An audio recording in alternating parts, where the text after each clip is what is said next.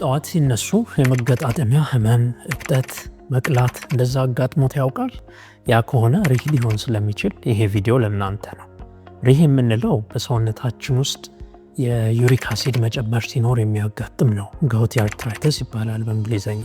ይሄም ዩሪክ አሲድ እንዲጨምር የሚያደርገው ፒውሪን የምንላቸው ብሬክዳውን ሲኖር ነው። ፒውሪን ደግሞ በአብዛኛውን ጊዜ የምናገኘው ከእንስሳ ፕሮቲኖች ወይም ደግሞ ከአልኮል ነው።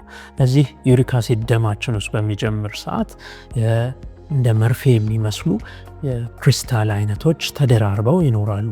ያ ዩሬት ክሪስታል ስንላቸዋለን። እነዚህ ክሪስታሎች መገጣጠሚያ ላይ በሚያርፉ ሰዓት የሪህ ህመም ይፈጠራል ማለት ነው።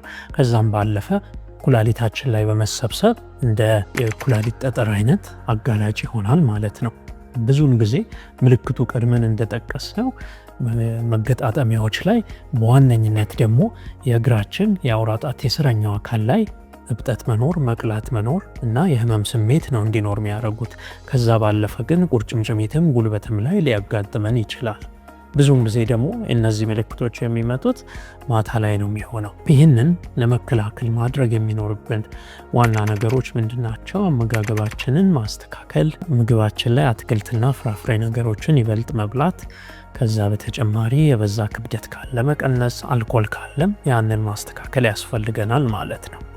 የዚህ ህመም የዚህ ችግር ተጠቂዎች ከሆናችሁ ሰሚት ለስላሳ ፋብሪካ ፊት ለፊት ዋሽንግተን ሰፈር መግቢያ 100 ሜትር ገባ ብሎ ከፋሲካ የህፃናት መዋያ አጠገብ እንገኛለን።